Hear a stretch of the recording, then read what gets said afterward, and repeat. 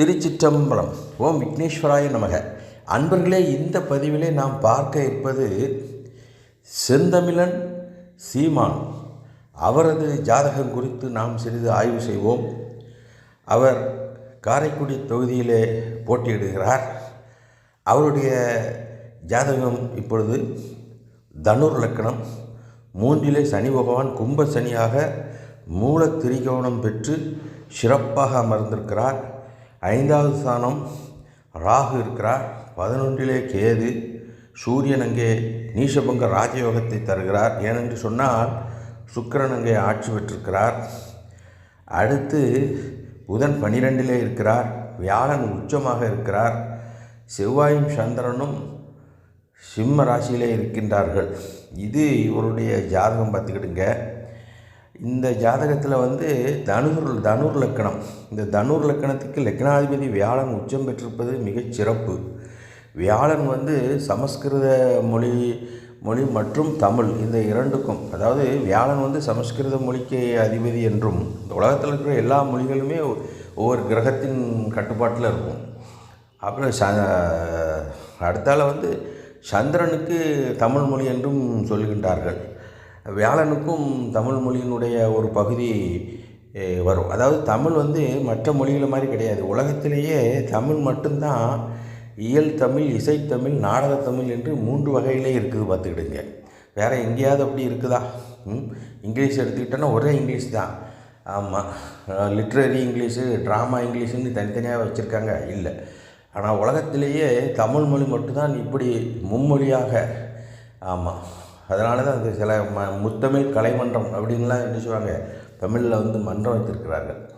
ஆமாம், இப்போ சொல்லுவாங்க சினிமா, இந்த கலைத்துறையை கண்டு தமிழர்கள் ரொம்ப மயங்குறாங்க. உலகத்திலேயே திரைத்துறையிலிருந்து அரசியல் துறைக்கு வரலாம் என்று அந்த கலைஞர்களுக்கு ஆதரவு கொடுத்து அவர்களை அரசியல் தலைவர்களாக பார்க்கின்ற தன்மை, அது ஒரு சிறப்பு தான். அது ஒன்றும் ஒரு குறைவு கிடையாது.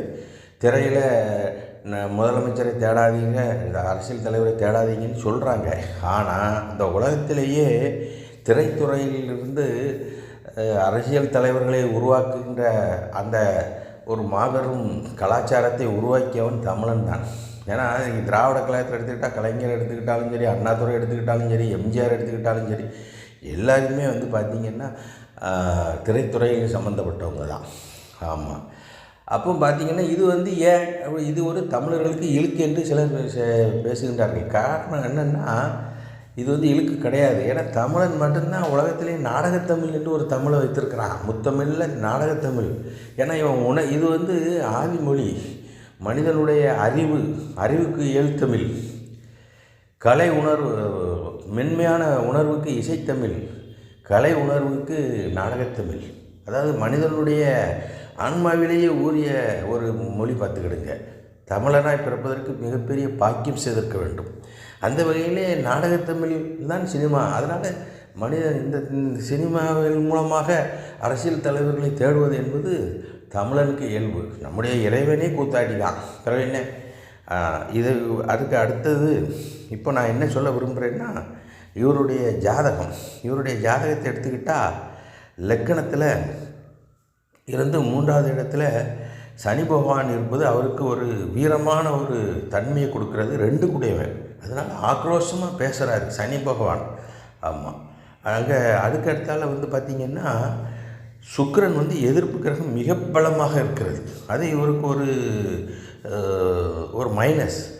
அதனால் என்ன ஆகுதுன்னா, கூட்டணி சேர்ந்து இவர் என்ன செய்ய மாட்டேங்கிறாரு, அரசியலிலே தனக்கென்று ஒரு பதவியை பிடிக்க முடியாதபடி இருக்கிறது.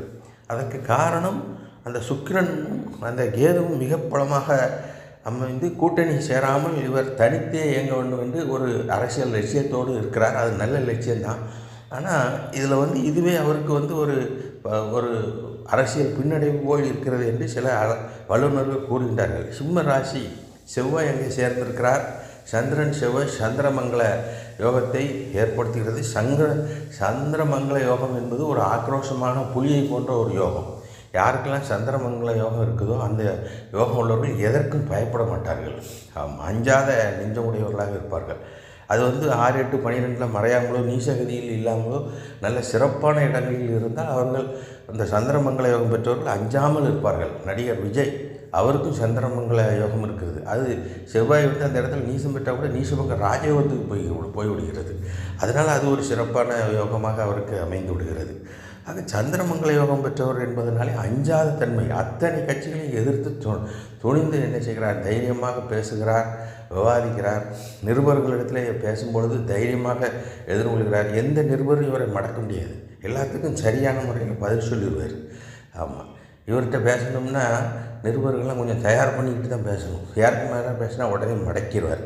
தேர்தல் பறக்கும்படைய அதிகாரிகளை கூட இவர் சரியான முறையில் கேள்வி கேட்டதாக அரசியல் வல்லுநர்கள் எல்லாம் இவரை பாராட்டுகின்றார்கள். அந்த அளவுக்கு திறமைசாலி.